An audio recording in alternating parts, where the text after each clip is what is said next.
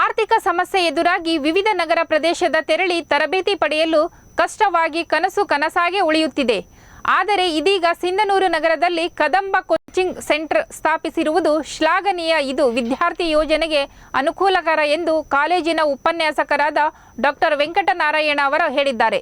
ನಗರದ ತಾಲೂಕು ಪಂಚಾಯಿತಿ ಎದುರುಗಡೆ ಹಮ್ಮಿಕೊಂಡಿದ್ದ ಕರುನಾಡ ಕದಂಬ ಶೈಕ್ಷಣಿಕ ಮತ್ತು ಗ್ರಾಮೀಣ ಅಭಿವೃದ್ಧಿ ಟ್ರಸ್ಟ್ ಉದ್ಘಾಟನಾ ಸ್ವಾಗತ ಸಮಾರಂಭವನ್ನು ಹಮ್ಮಿಕೊಳ್ಳಲಾಗಿತ್ತು.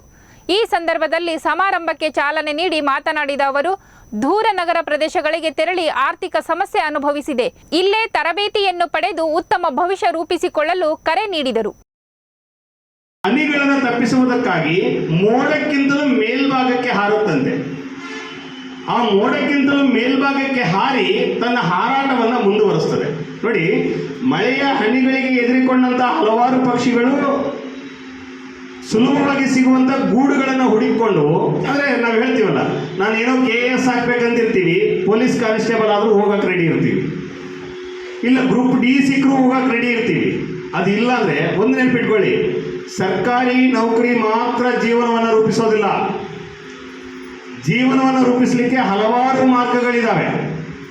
ಸರ್ಕಾರಿ ನೌಕರರಿಗಿಂತಲೂ ಹೆಚ್ಚಿನ ಪ್ರಮಾಣದಲ್ಲಿ ಸಾಧನೆ ಮಾಡುವಂತ ಹಲವಾರು ಉದ್ಯೋಗಗಳು ಸಮಾಜದಲ್ಲಿ ಇದ್ದಾವೆ. ಮನುಷ್ಯನಾಗಿ ಬದುಕಲಿಕ್ಕೆ ಹಲವಾರು ಅವಕಾಶಗಳು ಇದ್ದಾವೆ. ಹಾಗಾಗಿ ಗುರಿಯನ್ನು ಯಾವತ್ತಿಗೂ ಬದಲಾವಣೆ ಮಾಡಬೇಡಿ. ನಾನು ತಹಸೀಲ್ದಾರ್ ಆಗಬೇಕು ಅಥವಾ KAS ಆಗಬೇಕು, ನಾನು PSI ಆಗ್ಬೇಕಾದ್ರೆ PSIಗೆ ಓದಿ. PSIಗೆ ಓದಿದ್ರೆ ಖಂಡಿತವಾಗಿ ಯಶಸ್ಸನ್ನು ಸಾಧಿಸ್ತಾರೆ. ಹಾಗೆ ಹಕ್ಕಿಗಳೇನು ಮಳೆ ಬಂತು ಅಂತ ಹೇಳಿ ತನಗೆ